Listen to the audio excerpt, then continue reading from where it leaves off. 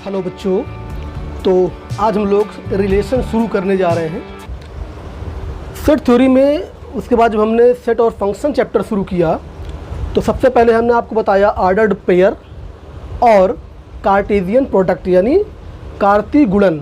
अब उसी से आगे हम शुरू करने जा रहे हैं रिलेशन अर्थात संबंध। अच्छा, संबंध शब्द सुनते ही ऐसा नहीं है कि आपको इस शब्द के बारे में नहीं पता।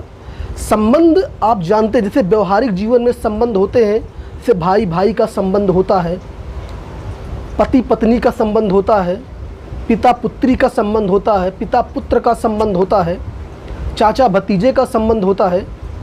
जैसे व्यवहारिक जीवन में संबंध होते हैं उसी प्रकार नंबर सिस्टम में भी संख्याओं के बीच भी कुछ संबंध होते हैं।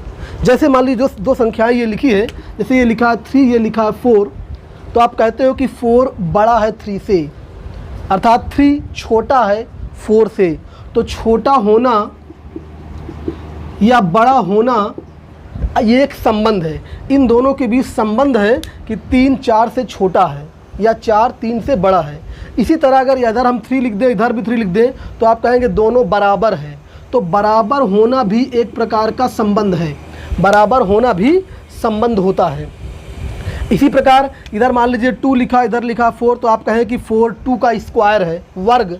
तो वर्ग होना भी संबंध है, वर्गमूल होना संबंध है, घन होना संबंध है, घनमूल होना संबंध है। यानी आप नंबर सिस्टम में जो भी पढ़े हैं, दो संख्याओं के बीच में छोटा होना, बड़ा होना, बराबर होना, वर्ग होना, वर्गमूल होना, घन होना, घनमूल होना, यानी जो भी आपने पढ़ा है सब एक प्रकार के संबंध हैं। इसी तरह ज्योमेट्री में अगर 2 लाइन बनी हो, 2 लाइन, तो आप कहते हैं कि ये दोनों लाइन आपस में समांतर है। तो वहाँ पर समांतर होना, ज्योमेट्री में समांतर होना एक संबंध है। इन दोनों के बीच में क्या संबंध है? आप कहेंगे कि ये दोनों आपस में समांतर हैं।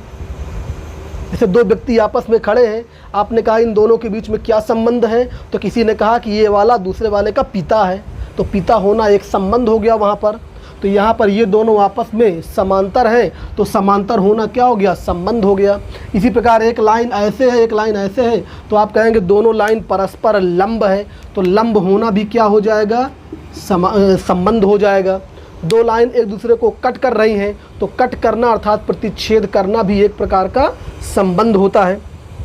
तो ये जो दैनिक जीवन में संबंध होते हैं, उसी प्रकार संख्याओं में भी कुछ संबंध होते हैं, जो कि हमने थोड़ा सा आपको रफली आइडिया दिया अभी। अब जिन संख्याओं के बीच में संबंध होता है, जैसे अभी हमने बोला कि 3 और 4 के बीच में संबंध है, तो जिन संख्याओं के बीच में संबंध होता है, जिन ज्योमेट्रिकल जो भी वक्र वहाँ पर है उनके बीच जो संबंध होता है, उसको हम छोटे कोष्ठक के बीच में लिखते हैं। जैसे 3 और 4 के बीच में संबंध था, तो हम 3 और 4 को छोटे कोष्ठक के बीच में लिख देते हैं। तो यहाँ पे संबंध है कि 3 4 से छोटा या 4 3 से बड़ा है। अब देखिए, छोटे कोष्ठक के अंदर जब लिखा गया है, और आप जानते हैं इससे पहले छोटे कोष्ठक अर्थात ये जो अवयव लिखे गए छोटे कोष्ठक के अंदर, इसको क्रमित युग्म बोला गया था, ऑर्डर्ड पेयर। तो इसका मतलब संबंध ऑर्डर्ड पेयर के रूप में होते हैं। जिन अवयवों के बीच में संबंध होता है वो ऑर्डर्ड पेयर के रूप में होते हैं। और ऑर्डर्ड पेयर कहाँ से मिलता है? क्रॉस प्रोडक्ट से, कार्तीय गुणन से। तो इसका मतलब संबंध कहाँ से निकल के आएगा? क्रॉस प्रोडक्ट से, अर्थात कार्तीय गुणन से। जैसे वहाँ पर 2 व्यक्तियों के बीच संबंध होता है, 2 परिवारों के बीच संबंध होता है दैनिक जीवन में, वैसे यहाँ पर 2 समुच्चयों के बीच संबंध हम डिफाइन करेंगे। मान लेते हैं कि ए और बी कोई 2 समुच्चय हैं, ए और बी कोई 2 समुच्चय हैं, नॉन एम्प्टी है, जाहिर सी बात है, इसमें एलिमेंट है, इसमें एलिमेंट है। अगर एलिमेंट ही नहीं होगा तो संबंध कैसा? मान लीजिए 2 परिवार, अगर परिवार में कोई सदस्य ही नहीं है तो उसके बीच संबंध कैसा? तो यहाँ पर भी अगर 2 सेट दिए गए हैं, तो 2 सेट दिए गए हैं, तो उनमें अगर अवयव होंगे तभी हम संबंध की बात करेंगे। अगर 2 परिवारों में रिश्ता होता है, शादी होती है, तो यहाँ पर भी कोई सदस्य है, मान लीजिए यहाँ का लड़का है, दूसरे परिवार की लड़की है, तभी तो शादी होती है जो है। अगर मेंबर ही नहीं होंगे तो कैसे संबंध बनेगा 2 परिवारों के बीच में? उसी प्रकार यहाँ पर अगर ए और बी 2 समुच्चय दिए हैं, तो इनमें अवयव होना जरूरी है, अर्थात ये नॉन एम्प्टी होना इनको ज़रूरी है। तो इसके बीच में संबंध कैसे होगा, देखिए हम इसकी परिभाषा पहले लिखे फिर आपको समझाते हैं। यदि ए तथा बी दो अरिक्त समुच्चय, अरिक्त समुच्चय, अरिक्त मतलब कि नॉन एम्प्टी, जो खाली न हो, अरिक्त को बोलते हैं नॉन एम्प्टी सेट। ए तथा बी दो अरिक्त समुच्चय हों तो बात समझिए, ए और बी के बीच संबंध की बात करने जा रहे हैं। तो संबंध क्या होगा देखिए, तो ए क्रॉस बी के प्रत्येक उपसमुच्चय को, प्रत्येक उपसमुच्चय को ए तथा बी के बीच, ए तथा बी के बीच एक संबंध कहते हैं, एक संबंध कहते हैं। देखिए परिभाषा निकल के आ गई है। ए और बी के बीच संबंध क्या होता है, ए और बी के बीच संबंध क्या होता है, ए क्रॉस बी का उपसमुच्चय होता है। ए क्रॉस बी का जो उपसमुच्चय होगा उसी को बोलते हैं ए और बी के बीच संबंध। और संबंध का पहला लेटर आर है, इसलिए संबंध को प्रायः हम कैपिटल आर से डिनोट करते हैं। ठीक है, संबंध को प्रायः कैपिटल आर द्वारा लिखा जाता है।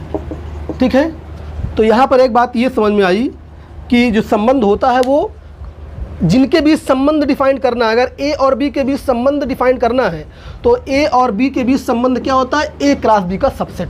ठीक है, तो यहाँ पे बात ये निकल के आई कि यदि कैपिटल आर ए तथा बी के बीच एक संबंध है, एक संबंध है तो ये आर क्या होगा, ए क्रॉस बी का सबसेट होगा।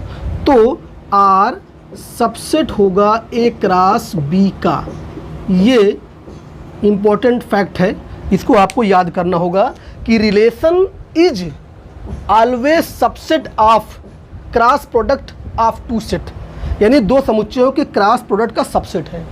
और कौन दो समुच्चय, जिनके बीच में रिलेशन डिफाइन करना है। यदि आर ए और बी के बीच संबंध है तो आर ए क्रॉस बी का सबसेट होगा। तो यहाँ पर एक इम्पॉर्टेंट बात ये निकल के आई है कि संबंध मीन्स सबसेट, संबंध मीन्स सबसेट। तो इसका मतलब ये है कि ए क्रॉस बी के जितने सबसेट होंगे सब संबंध कहलाएंगे। बोलिए, ए और बी के बीच संबंध का मतलब क्या है कि वो ए क्रॉस बी का सबसेट हो। ए क्रॉस बी के सबसेट को ही बोलते हैं संबंध। तो जितने ए क्रॉस बी के सबसेट होंगे, क्यों, बात समझ में आ रही है ना, इस सबसेट को ही आप संबंध कह रहे हैं। तो जितने सबसेट होंगे सभी संबंध होंगे। तो कुल कितने संबंध होंगे, जितने ए क्रॉस बी के सबसेट होंगे।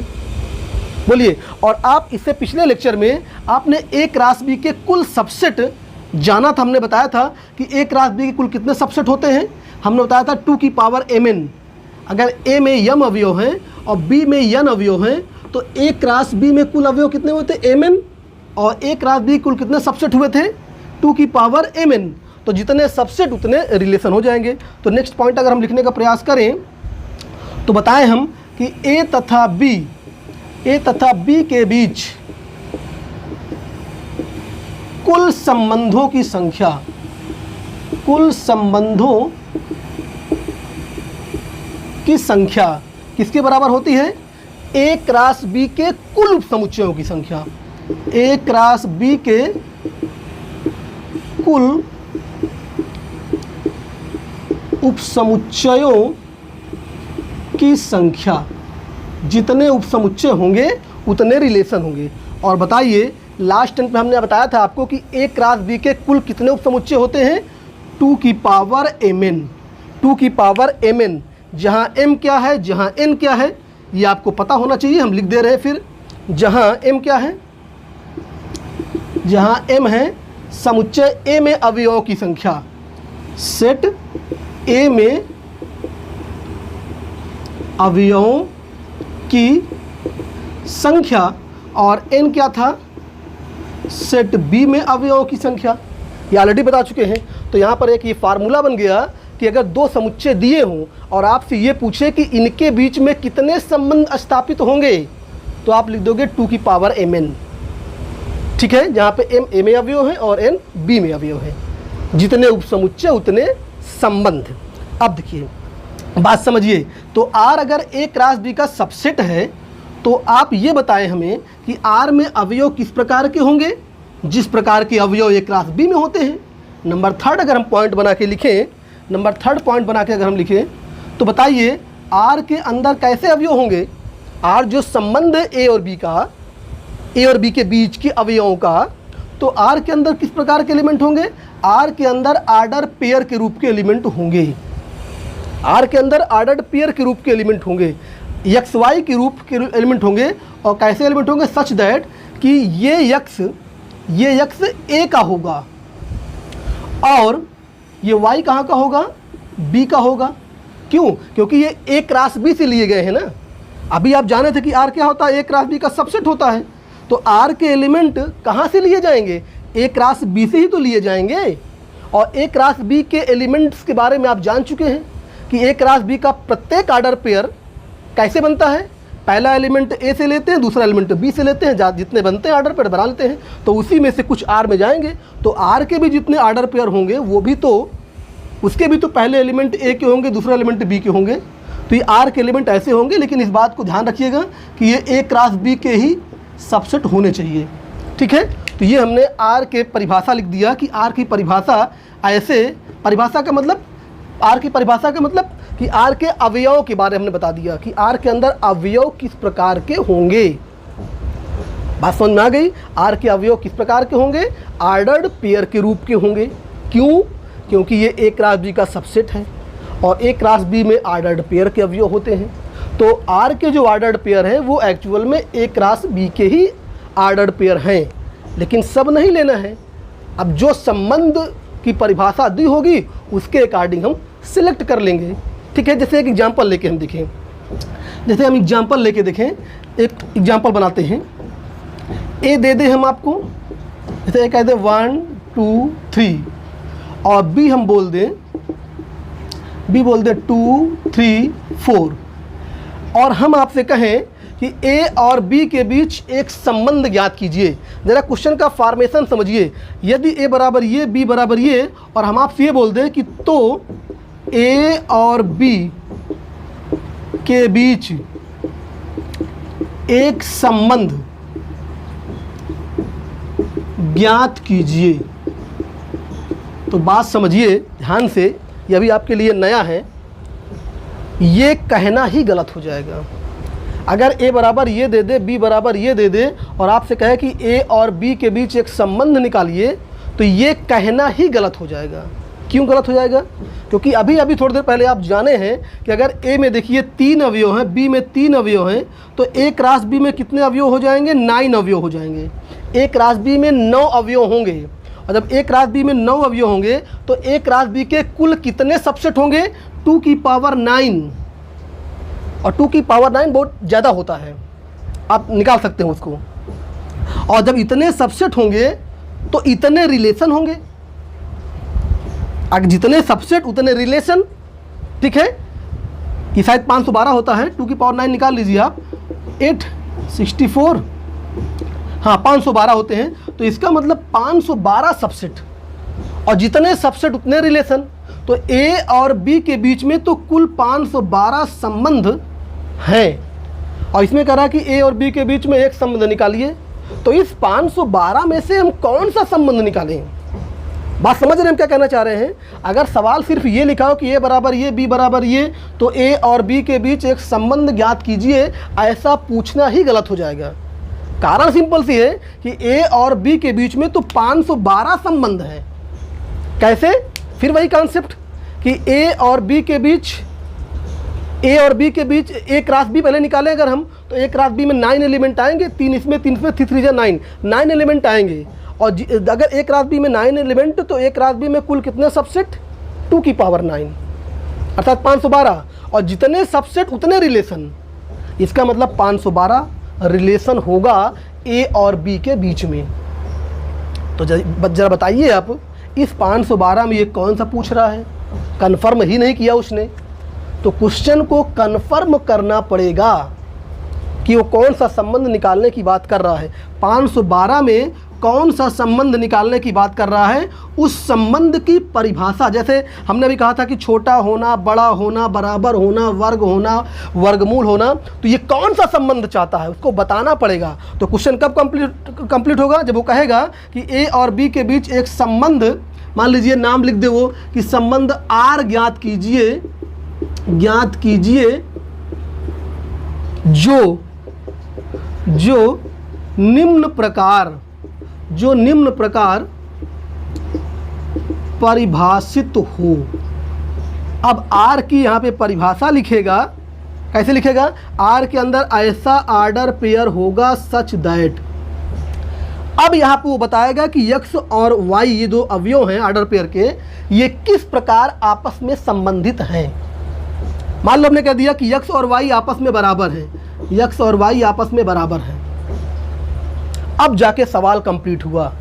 जो वो आर्डर पेयर, जो वो संबंध निकालने की बात कर रहा है, तो उस संबंध के जो अवयव हैं आर्डर पेयर के रूप में, उस आर्डर पेयर के दोनों एलिमेंट आपस में बराबर होंगे।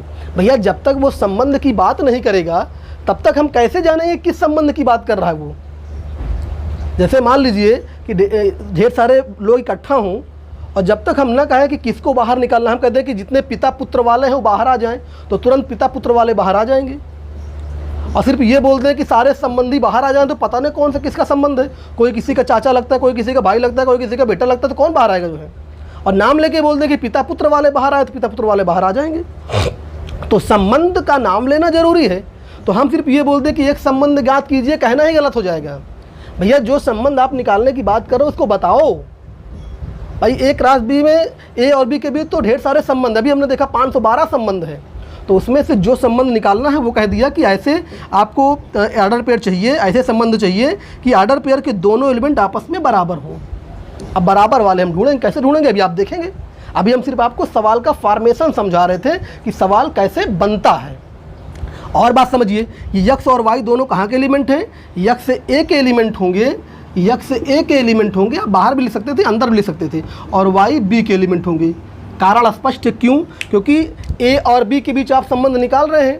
तो परिभाषा पे जाइए, a और b के बीच संबंध मतलब a क्रॉस b का सबसेट, a क्रॉस b का सबसेट। a क्रॉस b का सबसेट का मतलब a क्रॉस b से ही मिलेगा। तो a क्रॉस b में पहला एलिमेंट a का होता है, दूसरा एलिमेंट b का होता है। तो यहाँ पहला एलिमेंट x है, तो x a का होगा, दूसरा एलिमेंट y तो y b का होगा। तो एक एक बात समझिए, इसको ऐसे भी लिख सकता था, इसको जो वहाँ पे लिखा है इसको वो ऐसे भी लिख सकता था, चाहता तो उसको ना लिखता, चाहता तो ना लिखता उसको, बात सेम है दोनों, चाहे ऐसे लिख दे चाहे वैसे लिख दे, कुल मिला के आपको एक रात बी से निकालना है। अब देखिए बात समझिए, हम इस क्वेश्चन को सॉल्व करने जा रहे हैं। अभी हम आपको क्वेश्चन बनाना सिखा रहे थे, फिर से एक बार सुन लीजिए। जब तक आर की डिफिनेशन इस प्रकार नहीं लिखेगा क्वेश्चन अधूरा माना जाएगा। सिर्फ ये बोल दे संबंध ज्ञात कीजिए तो सवाल पूरा नहीं माना जाएगा। संबंध का नाम लेना पड़ेगा, चाहे वो शब्दों में बोले कि आर ज्ञात कीजिए जो समानता का संबंध है, तो भी सवाल कंप्लीट माना जाएगा। संबंध का नाम लेना जरूरी है। अब देखिए सॉल्यूशन कैसे इसको सॉल्व करेंगे हम। सबसे पहले ए क्रॉस बी निकालें।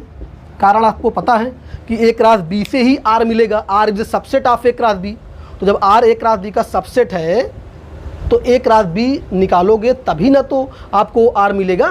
तो देखिए ए क्रॉस बी निकालना आपको आता है, 1 2 1 3 1 4, 1 2 1 3 1 4, 2 से 2 2 2 3 2 4, फिर 3 से 3 2 3 3 3 4। ये हमने अभी आपको ए क्रॉस बी निकाला है। अब देखिए आर का एलिमेंट कहाँ से आपको चाहिए, आर का एलिमेंट ए क्रॉस बी से ही मिलेगा। कैसे मिलेगा, आर की परिभाषा देखिए, इसलिए संबंध आर हम निकालने जा रहे हैं, इसलिए आर बराबर, आर की परिभाषा देखिए लिखा है, आर के अंदर ऐसे आर्डर पेयर आपको लिखना है सच दैट कि आर्डर पेयर के दोनों एलिमेंट एक्स वाई बराबर हों। तो आप ए क्रॉस बी में देख लीजिए, ऐसा आर्डर पेयर ढूंढिए जिसके दोनों एलिमेंट आपस में बराबर हों। ज़रा देखिए यहाँ पे 1 और 2 अलग अलग हैं, तो ये नहीं लेंगे हम, 1 3 नहीं लेंगे, 1 4 नहीं लेंगे। ये देखिए ये आर्डर पेयर देखिए, इसके दोनों एलिमेंट आपस में बराबर हैं, इसको ले लिया। और देखिए आगे बढ़िए तो ये 3 3, ये दो ऑर्डर पेयर ऐसे हैं कि इनके दोनों एलिमेंट आपस में बराबर हैं, तो इसका मतलब R के अंदर यही दो ऑर्डर पेयर आ जाएंगे। बात समझ में आ गई।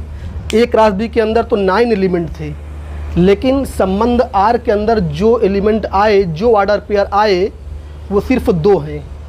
According to definition of R के अंदर वही ऑर्डर पेयर आना चाहिए था जिसके दोनों एलिमेंट बराबर हों। तो इसी में से आप छांट लीजिए ऐसे ऑर्डर पेयर जिनके दोनों एलिमेंट बराबर हों, दैट इज R, मिल जाएगा। ठीक है, कोई दिक्कत किसी को? अब देखिए यहाँ पे जैसे A में 3 एलिमेंट था, B में 3 एलिमेंट था, तो आप A क्रॉस B निकाल लिए। अगर मान लीजिए फॉर एग्जांपल A में 10 एलिमेंट होता, B में 20 एलिमेंट होता, तो A क्रॉस B में 200 एलिमेंट आता, तो क्या A क्रॉस B आप हर बार निकाल पाएंगे क्या? बात समझिए, हमने लास्ट लेक्चर में भी आपको एक सवाल बताया था, B क्रॉस D निकालना था, और हमने एक बार B क्रॉस D निकाल के समझाया था और फिर बिना निकाले समझाया था। तो यहाँ पर भी हम आपको ये समझाना चाहते हैं कि अगर मान लीजिए किसी क्वेश्चन में आपको क्रॉस निकालने में दिक्कत हो, तो बिना A क्रॉस B निकाले भी आप R निकाल सकते हैं। बस समझिए कैसे निकालना है। जैसे A बराबर इसमें क्या लिखा था, A बराबर 1 2 3 लिखा था ना, और B बराबर क्या लिखा था, 2 3 4 लिखा था, यह लिखा था, देख लीजिए 1 2 1 3 1 4, यही है, हाँ सही है। तो अब की हम क्या करें कि A क्रॉस B नहीं निकालते हैं, और R की जो परिभाषा थी बस उसी परिभाषा को देख के, बात समझिए, उसी परिभाषा को देख के हम R का मान निकाल देंगे।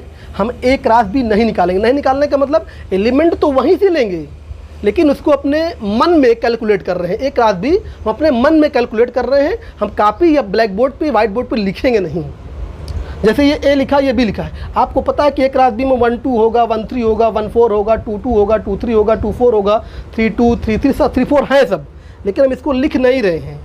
हम A क्रॉस B पूरा बिना लिखे हम देखिए R का एलिमेंट लिखना चाहते हैं। R की परिभाषा क्या कहती है कि आप जो भी दोनों एलिमेंट जो यहाँ पे लिखेंगे, पहला A से देखेंगे, दूसरा B से देखेंगे, और ऐसा होना चाहिए कि वो दोनों बराबर हों।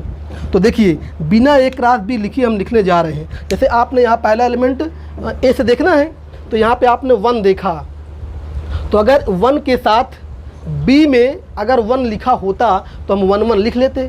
पहला एलिमेंट आपको A से उठाना है, दूसरा B से उठाना है, और दोनों बराबर होने चाहिए। तो जैसे हम 1 की बात करें तो 1 तभी लिख पाएंगे हम पहले स्थान पर, तभी लिख पाएंगे जब 1 यहाँ पर होता, तभी तो 1 का माना लिख पाते तो बराबर हो। तो इसका मतलब 1 नहीं लिख पाएंगे क्योंकि वहाँ पे है ही नहीं है। अब दूसरा एलिमेंट देखिए 2 अगर हम यहाँ पे लिखना चाहें तो फिर यहाँ पर देखिए कोई एलिमेंट 2 के बराबर है, ये है, तो वहाँ ये वाला 2A का, ये वाला 2B का लिख देंगे, देखिए दोनों बराबर हो जाएगा। और 2 के साथ देखिए ना हम 3 लिख पाएंगे ना 4 लिख पाएंगे, क्योंकि 2 3 बराबर नहीं होता, 2 4 बराबर नहीं होता। इसी प्रकार 3 के साथ जब हम लिखने शुरू करें तो देखिए 3 के साथ हम 2 नहीं लिख पाएंगे क्योंकि 3 2 अलग अलग है, लेकिन 3 के साथ 3 लिख पाएंगे ये, और 3 के साथ 4 भी नहीं लिख पाएंगे। तो इसका मतलब कहानी ख़त्म। तो इस तरह से हम बिना A क्रॉस B लिखे भी संबंध R का मान निकाल सकते हैं। अब बात समझिएगा, अभी इस पर हम ढेर सारे सवाल बताएंगे। बिना A क्रॉस B निकाले आप कैसे निकाल सकते हैं संबंध, क्योंकि हर बार आप A क्रॉस B निकाल सकते ही नहीं हैं। भाई A में 100 एलिमेंट बोल दे, B में 5 एलिमेंट, तो 500 एलिमेंट बनेगा क्रॉस में, कहाँ निकाल पाएंगे आप जो है। तो बिना निकालने A क्रॉस B R का मान ज्ञात करना आपको सीखना ही पड़ेगा। अभी हम और एग्जांपल लेते हैं। अच्छा, एक हेडिंग और बताने जा रहे हैं। जो ये संबंध R है, तो संबंध R का देखिए प्रांत होता है, प्रांत, सहप्रांत और परिसर। तो थोड़ा इसके बारे में बताएं। हम हेडिंग लिखते हैं पहले, संबंध R का प्रांत, सहप्रांत तथा परिसर। प्रांत को बोलते हैं डोमेन, प्रांत को बोलते हैं डोमेन, इसको बोलते हैं कोडोमेन, और इसको बोलते हैं रेंज। ये हेडिंग है, पहले इसी एग्जांपल से आप समझ लीजिए, फिर अभी हम लिखवा देते हैं। जैसे ये A और B दो समुच्चय दिया था, तो इनके बीच में एक संबंध ये R था, और संबंध R आपने निकाला, तो पहले इसी एग्जाम्पल हम बता दें कि इसमें प्रांत क्या होता है, सह प्रांत क्या होता है और परिसर क्या होता है। तो देखिए जैसे दो समुच्चय दिया, तो दो समुच्चय में अगर कह रहा है कि ए और बी के बीच संबंध, ए और बी के बीच संबंध मतलब ए क्रॉस बी का सबसेट, तो ए क्रॉस बी का सबसेट निकालना है, तो इसमें दूसरा वाला सेट क्या है, बी। तो दूसरे वाले सेट को आप तुरंत कोडोमेन बोल दीजिए। अगर ए और बी के बीच संबंध है तो बी को बोलिए आप कोडोमेन। तो एक तो क्लियर हो गया कि बी को बोलते हैं कोडोमेन। अब प्रांत और परिसर को ज़रा समझिए। जब देखिए कोडोमेन के लिए आपको आर निकालने की आवश्यकता ही नहीं है, बस आपको ये मालूम चल जाए कि आर किसके बीच संबंध है। तो अगर ए और बी के बीच में है तो बी को बोल दीजिए कोडोमेन, काम खत्म। लेकिन अगर आपको प्रांत और परिसर निकालना है, प्रांत और परिसर, तो संबंध का प्रांत का मतलब ये होता है कि पहले आप संबंध निकालिए और फिर संबंध में जितने आर्डर पेयर हों तो उन सभी आर्डर पेयर के पहले पहले अवयव से जो समुच्चय बनेगा उसको बोलेंगे आप प्रांत। संबंध आर का वो प्रांत है, वो उसका प्रांत का मतलब कि उनके अवयवों को वो संबंधित करता है, कहीं उस पर काम कर रहा है। दो का संबंध दो से है, तीन का संबंध तीन से है। तो जो पहले वाले अवयव हैं, कहाँ के आर्डर पेयर, आर से संबंधित, ए क्रॉस बी से नहीं। आर आपको पहले निकालना पड़ेगा, आर निकालिए और आर में जितने आर्डर पेयर हैं उन आर्डर पेयर के पहले पहले एलिमेंट से जो समुच्चय बनेगा वो प्रांत होगा, और जो दूसरे एलिमेंट से जो सेट बनेगा वो आपका परिसर होगा। उसकी रेंज मतलब उसकी वहाँ तक पहुँच है, संबंध की पहुँच कहाँ तक है, रेंज कहाँ तक है। तो संबंध का परिसर और संबंध का प्रांत निकालने के लिए पहले आपको संबंध निकालना पड़ेगा, और जब संबंध मिल जाएगा तो उसी संबंध के जितने आर्डर पेयर होंगे उन सभी आर्डर पेयर के पहले पहले अवयव से बना समुच्चय प्रांत कहलाएगा, और दूसरे अवयव से बना समुच्चय सह प्रांत कहलाएगा। तो ठीक है, देखिए परिभाषा लिखते हैं। यदि आर ए तथा बी के बीच एक संबंध है अर्थात आर सबसेट है ए क्रॉस बी का, तो बी को संबंध आर का सह प्रांत अर्थात कोडोमेन कहते हैं। चलिए एक पॉइंट ये मिल गया, ठीक है। दूसरा पॉइंट, इसके लिए हम आर्क निकालने की आवश्यकता नहीं थी, अब बताने जा रहे हैं प्रांत क्या होता है और परिसर क्या होता है। चलिए प्रांत डाल देते हैं हेडिंग। प्रांत संबंध आर से संबंधित सभी क्रमित युग्मों के पहले अवयवों, सभी क्रमित युग्मों के पहले अवयवों से बने समुच्चय को संबंध आर का प्रांत कहते हैं। संबंध आर का प्रांत कहते हैं, ठीक है। आर से संबंधित सभी क्रमित युग्मों के पहले अवयवों से बने समुच्चय को प्रांत कहते हैं। और जो परिसर है इसी डिफिनेशन में जहाँ पे हमने पहले लिखा है वहाँ आपको आप लिख देना होगा, दूसरे लिख देना होगा, बस पहले के स्थान पे दूसरे। संबंध आर से संबंधित सभी क्रमित युग्मों के दूसरे अवयवों से बने समुच्चय को संबंध आर का परिसर बोलते हैं, रेंज। क्लियर हो गया डिफिनेशन, बात समझ में आ गई। एक एग्जांपल लेके देख लेते हैं। तो अगर प्रांत और परिसर पूछेगा तो आपको आर निकालना पड़ेगा, लेकिन अगर सिर्फ कोडोमेन पूछ रहा है तो आर निकालने की आवश्यकता ही नहीं है। बस आप ये बता दीजिए कि दूसरे वाले समुच्चय को क्या बोलेंगे, कोडोमेन अर्थात सह प्रांत बोलते हैं।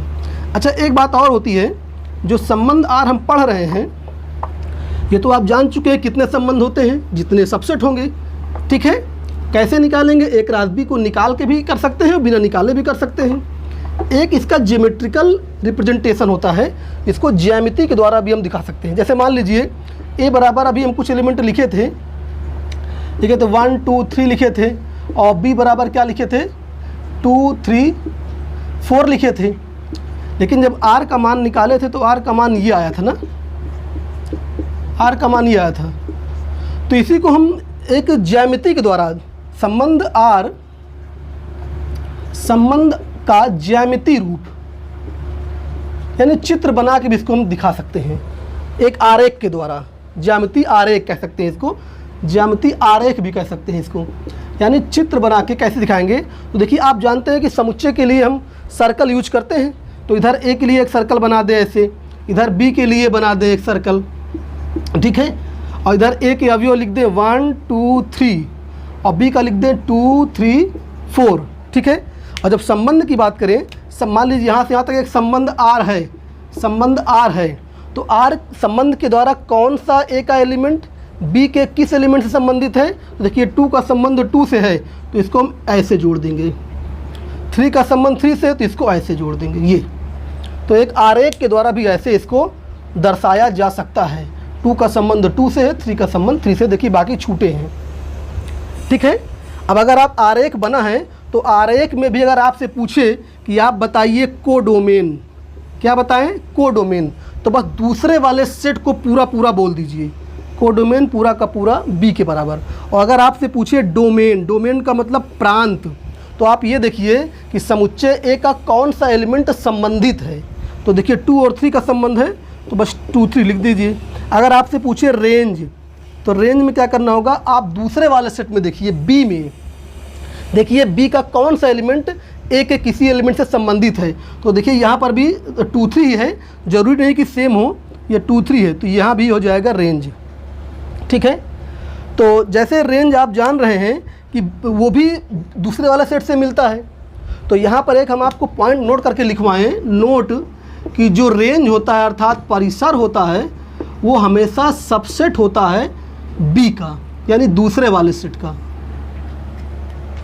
दूसरे वाले सेट का हमेशा ये सबसेट होता है, अर्थात कोडोमेन का सबसेट होता है। इसको हम ये भी कह सकते हैं कि रेंज जो सबसेट होता है हमेशा कोडोमेन का। कोडोमेन का मतलब दूसरा वाला सेट, कोडोमेन का मतलब दूसरा वाला सेट, और रेंज भी दूसरे वाले सेट से ही निकाला जाता है, दूसरे वाले अवयव से। दूसरा वाला अवयव उधर है, पहला वाला अवयव इधर है, ठीक है। तो इस तरह से हमने आपको संबंध की सारी बातें, डिफिनेशन विथ एग्जाम्पल और जितने कॉन्सेप्ट सब बता दिया हमने। अब देखिए हम कुछ आपको सवाल बताएं, वो एनसीईआरटी की बुक से, चैप्टर नंबर 2.2। तो चलिए हम लोग देखते हैं एक्सरसाइज 2.2, ठीक है। इसमें आपको संबंध निकालना सिखाएंगे, जो कि ऑलरेडी बताएं अभी हम, प्रांत, परिसर और कोडोमेन निकालना बताते हैं। चलिए तो 2.2 एक्सरसाइज, देखिए पहला सवाल क्या कह रहा है कि एक समुच्चय ए दिया है और ए के अंदर एलिमेंट है 1 से लेके 14 तक, 14 तक ए में है, और एक संबंध। अच्छा एक बात और, हम देखिए एक्सरसाइज उसमें पढ़ा रहे थे तो ये आपको नहीं बताया, जैसे ए क्रॉस बी होता है वैसे ए क्रॉस ए भी हो सकता है। तो जब संबंध ए और बी के बीच है तो आप उसको लिखते हैं कि R subset A cross A. अगर बी बराबर ए हो जाए तो संबंध ए और ए के अवयवों के बीच है, अर्थात ए के अवयवों के बीच है, तो उसको हम लिखेंगे R subset A cross A. तो ऐसा नहीं है कि दोनों समुच्चय अलग अलग ही हों, दोनों समुच्चय सेम भी हो सकते हैं। आपको हम ऑलरेडी ए क्रॉस ए बता चुके हैं।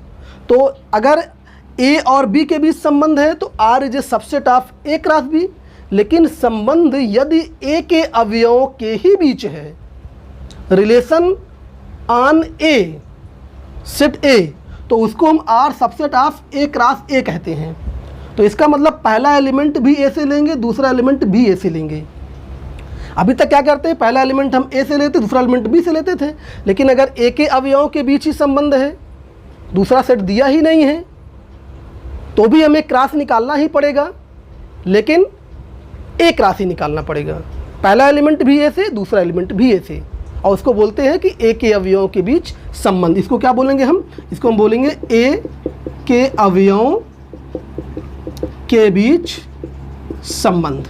ठीक है, तो इसमें कंफ्यूज मत होइएगा कि ए और बी अलग अलग होना चाहिए। जैसे इस सवाल में देखिए ए भर दिया और कुछ नहीं दिया है, और ए के अवयवों के बीच एक संबंध आर डिफाइंड है, और आर की परिभाषा लिखा है कि आर के अंदर ऐसा ऑर्डर पेयर होगा such that 3x minus y equal to 0, और ये दोनों एक्स वाई कहाँ के एलिमेंट हैं, ये दोनों ए के ही अवयव हैं।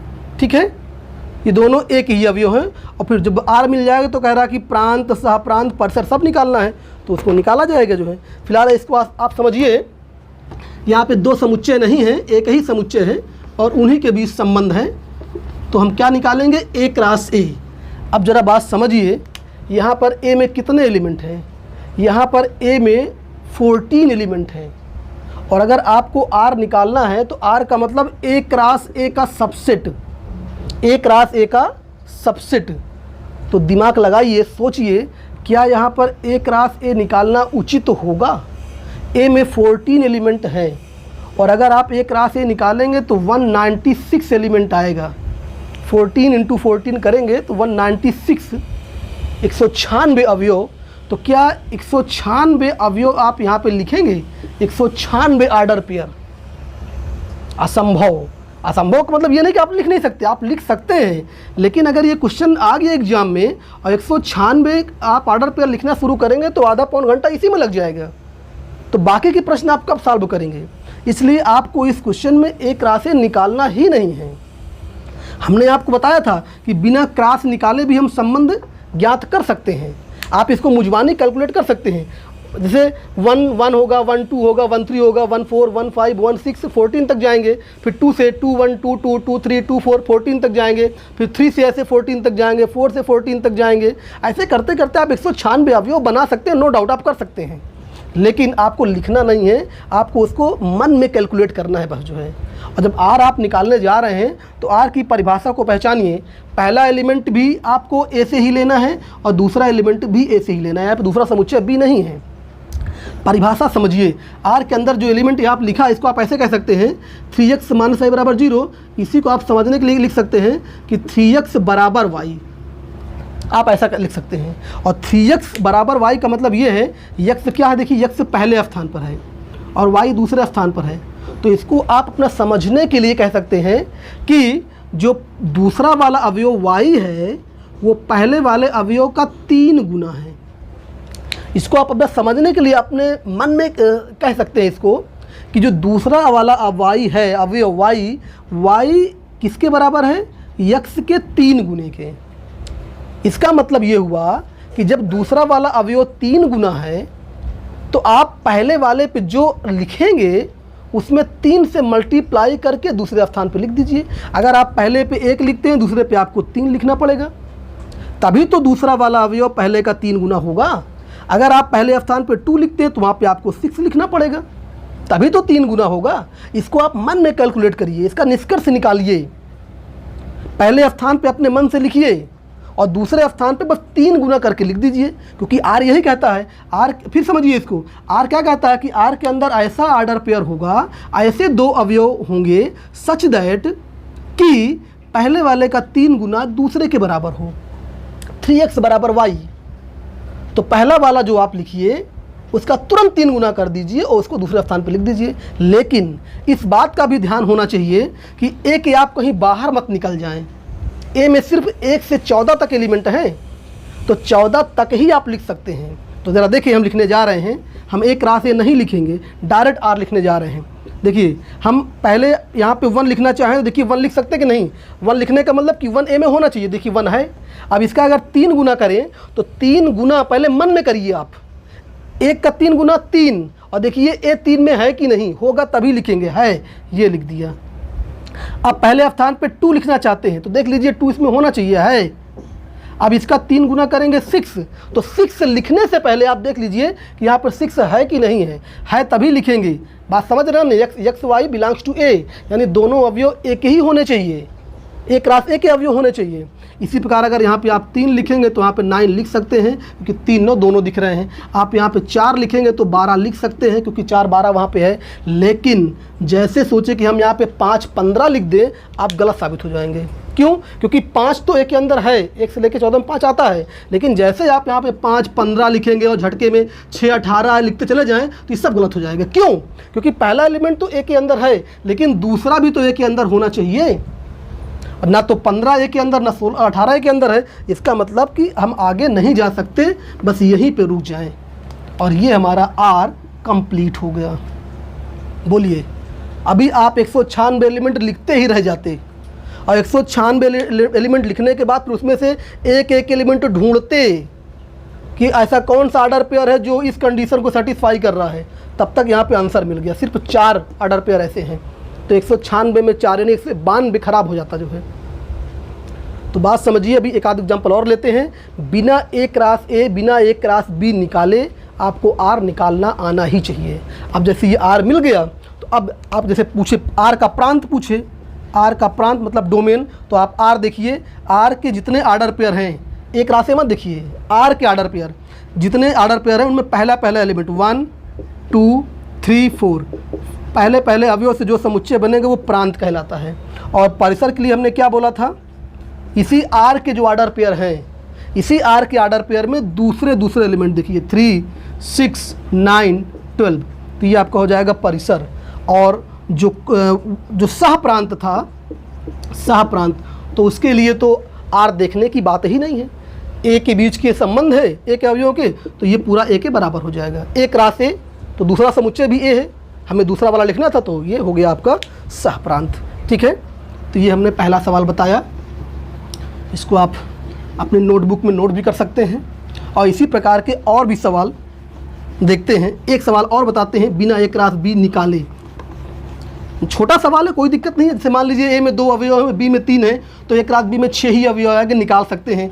10 15 अवयव तक लिख सकते हैं। लेकिन अगर 50 60 अवयव ए क्रॉस बी में आ रहे हैं तो उसको आप चाह के भी नहीं लिख सकते। ठीक है, एक सवाल और देखते हैं। देखिए तीसरा सवाल देखते हैं, बाकी आप लोग खुद करेंगे, और जो नहीं आए आप उसको कमेंट कर सकते हैं मैसेज के द्वारा, इंस्टाग्राम पे या कहीं भी, तो उसको हम बता सकते हैं। जो है यूट्यूब पर भी कमेंट कर सकते हैं। 1 2 3 5 और बी लिखा है 4 6 9, और इनके बीच में एक संबंध आर है। ऐसे पूरा लैंग्वेज लिखा है कि ए तथा बी के बीच एक संबंध आर, और आर की डिफिनेशन क्या लिखी है कि इसके अंदर ऐसा आर्डर पेयर होगा सच दैट कि एक्स और वाई का अंतर विषम है। एक्स और वाई का अंतर विषम है, विषम है। ठीक है, और एक्स वाई दोनों बी के, यहाँ पे आगे लिखा है कि एक्स ए का अवयव है, वाई बी का। ये तो जाहिर सी बात होना ही चाहिए, पहला एलिमेंट पहले का, दूसरा एलिमेंट दूसरे का, अर्थात ये ए क्रॉस बी से मिलेगा। ठीक है, और क्या कह रहा है फिर, इसको कह रहा है कि रोस्टर रूप में लिखिए, आर का मान निकालना है। देखिए आर का मान कैसे निकालेंगे, बात समझिए। अच्छा, यहाँ पर भी देखिए, जैसे यहाँ पर लिखा है कि एक्स ए का अवयव है वाई बी का, तो इससे क्या निष्कर्ष निकालेंगे, इससे आप ये निष्कर्ष निकालेंगे कि ए क्रॉस बी का सबसेट है। अगर यहीं पे आपको कंफ्यूज करने के लिए कह दे कि एक्स वाई का एलिमेंट है, और सॉरी एक्स बी का एलिमेंट है, वाई ए का है, तब आपको बी क्रॉस ए निकालना होता। तो इस बात को भी जल्दीबाजी में गलती मत करिएगा। ए क्रॉस बी से आना है कि बी क्रॉस ए से आना, ये थोड़ा सा कंफर्म कर लीजिएगा पहले। अब देखिए, हम ए क्रॉस बी अगर यहाँ पे निकालें तो यहाँ पे 4 एलिमेंट है, यहाँ पे 3, तो 12 एलिमेंट आएंगे। तो 12 एलिमेंट बहुत ज़्यादा नहीं है। देखिए मैं इसको आप एक बार ए क्रॉस बी निकाल के बता दें, और फिर बिना ए क्रॉस बी निकाले, जैसे छोटा सवाल है तो इसमें आप ए क्रॉस बी निकाल भी सकते हैं। देखिए कितना होगा, 1 4 1 6 1 9, 2 4 2 6 2 9, 3 4 3 6 3 9, और हो गया 5 4 5 6 और 5 9, ये 12 एलिमेंट हो गए होंगे। ठीक है, 12 एलिमेंट हो गए। अब इसी में से आर आप ढूंढ लीजिए। आर की परिभाषा समझिए, कह रहा कि आर के अंदर ऐसा ऑर्डर पेयर हो, ऑर्डर पेयर का मतलब वही 2 एलिमेंट, कि ऐसे 2 एलिमेंट हो ऑर्डर पेयर के रूप में कि उनका अगर हम अंतर करें, अंतर का मतलब जानते हैं कि चाहे पहले में से दूसरा घटाएं या दूसरे में से पहला घटाएं, अंतर करें तो विषम संख्या है। अब देख लीजिए एक रात भी हमने यहाँ पर लिखा है। अब आप 1 बाई 1 चेक कर सकते हैं। जैसे इसमें देखिए, इसको अंतर करेंगे तो 3 आएगा ना, और 3 विषम संख्या होती है, इसका मतलब 1 4 इसके अंदर आ जाएगा परिभाषा के हिसाब से। 1 6 भी आ जाएगा, क्यों? क्योंकि 6 में से घटाएंगे अंतर करेंगे तो 5 आएगा, और 5 विषम संख्या होती है। ये देखिए नहीं आएगा, क्योंकि 9 में से 1 घटाएंगे तो 8 आएगा, और 8 सम संख्या होती है, ये नहीं आएगा, ये नहीं आएगा, ये नहीं आएगा, ये आ जाएगा 2 9 आ जाएगा, क्योंकि 2 और 9 का अंतर 7 होगा, और 7 विषम संख्या होती है। ये भी आ जाएगा, 3, 4 भी आ जाएगा, 3, 6 नहीं आएगा, 3, 6 भी आ जाएगा, क्योंकि घटाएंगे तो 3 आएगा, 3 विषम संख्या होती है। 3, 9 नहीं आएगा, ये 5, 4 आ जाएगा, और 5, 6 भी आ जाएगा, अंतर 1 है ना, और एक विषम संख्या है, और ये नहीं आएगा। जिसका अंतर घटाने पर अगर विषम संख्या है तो वो आर के अंदर आ जाएगा। ये क्वेश्चन कह रहा, हम नहीं कह रहे हैं। यहाँ पे अगर ज़रा से चेंज कर देंगे तो ऐसा नहीं कि यही आर आएगा। अगर यहाँ पे सम संख्या बोल देता तो जो हम छोड़ दिए फिर वो आ जाता जो है। ठीक है, तो हर बार हर क्वेश्चन में संबंध की परिभाषा चेंज हो जाती है, तो आपको संबंध की परिभाषा को पहचानना वेरी इंपॉर्टेंट है। जब आप परिभाषा पहचान जाएंगे तो एक रात भी से ढूंढ भी लेंगे जो है। अब देखिए, ये एक रात भी लिखा था, तब आप इसी में से देख देख के एक एक पेयर को चेक करके लिख लिए। हम कह रहे हैं कि हम एक रात भी देखेंगे ही नहीं। देखिए आर हम डायरेक्ट करने जा रहे हैं, हम सिर्फ ए देखेंगे, बी देखेंगे, और जो हम लॉजिक लगाएं ना उसी को आप ध्यान से सुनिएगा। जैसे आपको पहला एलिमेंट ए से लेना, दूसरा एलिमेंट बी से लेना है। अब देखिए, जो पहला एलिमेंट यहाँ पे 1 है, अब 1 के साथ बारी बारी से सबको अपने मन में घटा के देख लीजिए। जैसे 1 के साथ अगर 4 घटाएंगे तो 3, अंतर की बात कर रहे हैं, ज़्यादा में से बड़ा वाला घटा दीजिए, ज़्यादा में से कम वाला। तो 1 के साथ 4 करेंगे तो घटाएंगे तो 3 आएगा, इसका मतलब 3 विषम संख्या है। इसका मतलब 1 के साथ 4 काम का है, आपका काम का मतलब कि आर के अंदर आने के काम का है। अब 1 के साथ जब 6 करेंगे तो फिर अंतर देखिए 5 आ रहा है, इसका मतलब ये भी आपके काम का है। लेकिन जब 1 के साथ 9 करेंगे तो अंतर 8 आएगा, ये आपके काम का नहीं है। तो क्वेश्चन क्या जाता है, विषम संख्या चाहता है, तो 1 9 आप नहीं लिखेंगे। ऐसे 2 के साथ 4 करेंगे तो सम आएगा, 2 4 घटाएंगे तो 2 आएगा, 2 6 घटाएंगे तो 4 आएगा, 2 9 घटाएंगे तो 7 आएगा, ये आपके काम का है। तो आप यहाँ पे 2 9 लिख लेंगे। ठीक है, और 3 के साथ 4 करेंगे तो 1 आएगा, ये भी आपके काम का है। 3 के साथ 6 घटाएंगे तो 3 आएगा, यानी विषम संख्या, ये भी आपके काम का है। 3 के साथ 9 6 आएगा, ये आपके काम का नहीं है। 5 के साथ 4 1 आएगा, ये आपके काम का है। 5 के साथ 6 ये आपके काम का है, 1 आएगा ना, एक विषम संख्या होती है। और 5 के साथ 9 4 आएगा, ये आपके काम का नहीं है। देख लीजिए, सेम टू सेम वही लिखा है। तो इसका मतलब ये नहीं है कि बिना एक रात भी निकाले आप करें, इसको बिना एक रात भी निकाले भी आपको प्रैक्टिस करना पड़ेगा, और करना ही पड़ेगा, और इसके अलावा कोई विकल्प ही नहीं है। छोटे सवालों में आप क्लास निकाल लीजिए, कोई दिक्कत नहीं, लेकिन बड़े सवालों में आप चाह के भी नहीं निकाल सकते। तो जैसे हमने ए और बी को देख के आर के एलिमेंट बताए हैं, वैसे इस चैप्टर में और भी सवाल हैं, आप लगाने का प्रयास करिएगा। और जैसे मान लीजिए इसी में कह रहा था कि रोस्टर विधि में लिखिए, तो देखिए रोस्टर विधि में लिखा ही है, रोस्टर विधि में लिखा ही है। बाकी जो आर वो लिखा तो वो गुण विधि में था परिभाषा, और ये रोस्टर विधि में है। अब जैसे इसी में आपसे पूछे कि आर का प्रांत बताइए, तो प्रांत बता सकते हैं 1 2, पहला एलिमेंट से 1 2 3 5, जितने ऑर्डर पेयर हैं पहला एलिमेंट से प्रांत, और परिसर के लिए दूसरा तो 4 हो जाएगा, 6 हो जाएगा, 9 हो जाएगा, 4 6 4 और 6, ये 3 एलिमेंट हैं। देखिए 4 6 9, बाकी देखिए रिपीट कर रहा है। और अगर कोडोमेन पूछे मतलब सह प्रांत, तो कोडोमेन के लिए तो पूरा का पूरा बी, उसमें तो देखने की आवश्यकता ही नहीं है, पूरा का पूरा बी। ठीक है, तो हमने 2 एग्जाम्पल लिया। सवाल 2.2, अब देखिए एक आध सवाल और देखते हैं। सवाल नंबर देखिए 7, बाकी सवाल आप खुद करिएगा। 7 कह रहा है संबंध आर की परिभाषा लिखी है।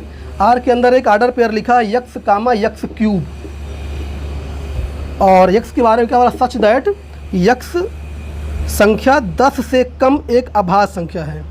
यक्स संख्या 10 से कम, संख्या 10 से कम अभाज्य संख्या है, ये लिखा है। ठीक है, बात समझिए, बहुत कठिन नहीं है। अगर आप भाज्य अभाज्य जानते हैं तो कोई दिक्कत नहीं है। यहाँ पे ना ए दिया है ना बी दिया है, डायरेक्ट आर का मान दे दिया है और आर के अंदर जो एलिमेंट है ऑर्डर पेयर के रूप में उनके बारे में बोल दिया है। बस वही तो हमें चाहिए, उनके बारे में बता दे, काम हो जाएगा। देखिए आर के अंदर ऐसा ऑर्डर पेयर हो, यहाँ पे जो यक्स कह रहा है, यक्स के बारे में ये बोल रहा है कि 10 से कम अभाज्य संख्या। आप बताइए हमें 10 से कम अभाज्य संख्या कौन सी होती है? 10 से कम अभाज्य संख्या 2 होता है, 3 होता है, 5 होता है और 7 होता है। 10 से कम अभाज्य संख्याएं यही होती हैं बस, 2, 3, 5, 7। तो बस यक्स के स्थान पर आपको इन्हीं को लिखना है। तो यक्स के स्थान पर जब आप इसको लिखेंगे तो दूसरे स्थान पर उसका क्यूब अर्थात 2 का क्यूब 8 हो जाएगा। फिर यक्स के स्थान पे आप 3 लिख सकते हैं और दूसरे स्थान पे क्यूब मतलब ये 27 हो जाएगा और 5 और इसका क्यूब 125 हो जाएगा।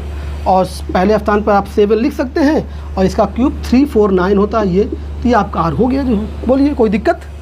बस यक्स पे कंडीशन थी, यक्स के स्थान पे आप क्या रख सकते हैं? 10 से कम अभाज्य संख्या।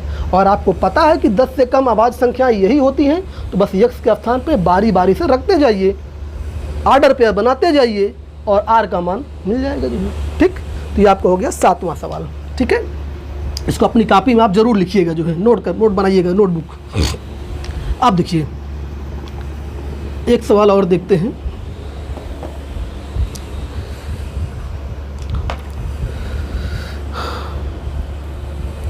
जैसे संबंधों की संख्या पूछ रहा है, ए में 3 एलिमेंट हैं, ए में अगर 3 एलिमेंट है, 8वां सवाल है, और ये ए में 3 एलिमेंट है, बी में कह रहा है 2 एलिमेंट है। तो सिर्फ ये पूछ रहा है कि ए और बी के बीच कुल कितने संबंध होंगे।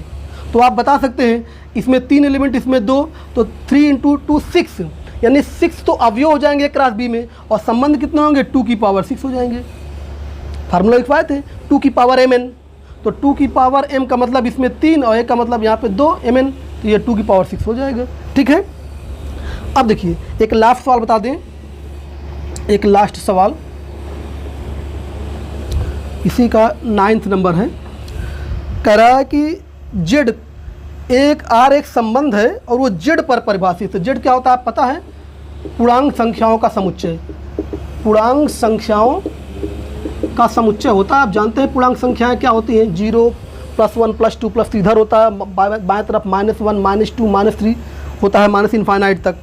और इन्हीं के बीच में एक संबंध आर परिभाषित है। इसके अंदर ऐसा ऑर्डर पेयर ए बी होगा सच दैट कि a b belongs to Z और a - b एक पूर्णांक होगा। a - b एक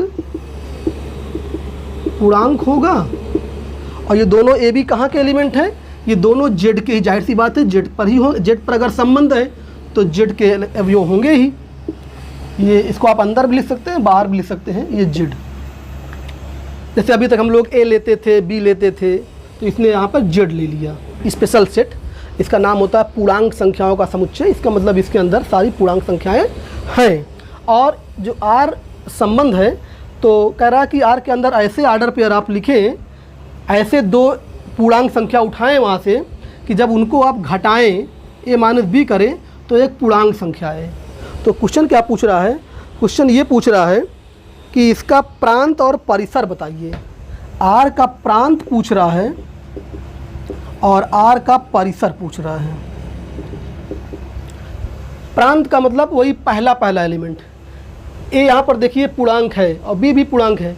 तो आप जानते हैं कि कोई भी 2 पूर्णांक आप ले लीजिए और उनका अगर अंतर करेंगे तो पूर्णांक ही आता है।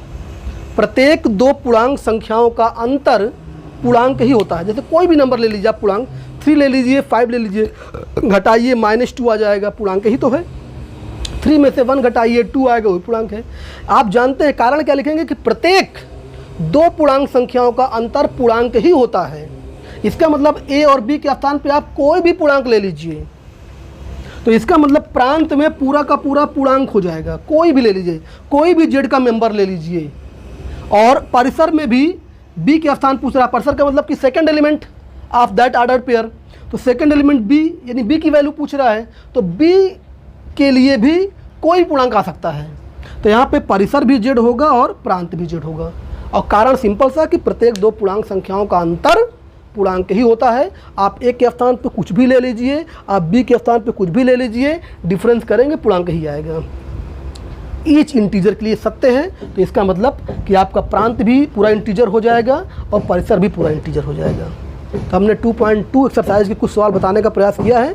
बाकी सवाल जो हमने छोड़ दिए हैं उसको आप खुद करिएगा, ठीक है। और हमें उम्मीद है पूरी कि आप प्रत्येक सवाल लगा सकते हैं, ठीक है। और जो भी दिक्कत हो आप इंस्टाग्राम पे या इसी यूट्यूब में कमेंट कर सकते हैं, तो इसका सलूशन आपको हम मैसेज के थ्रू भेज देंगे। धन्यवाद।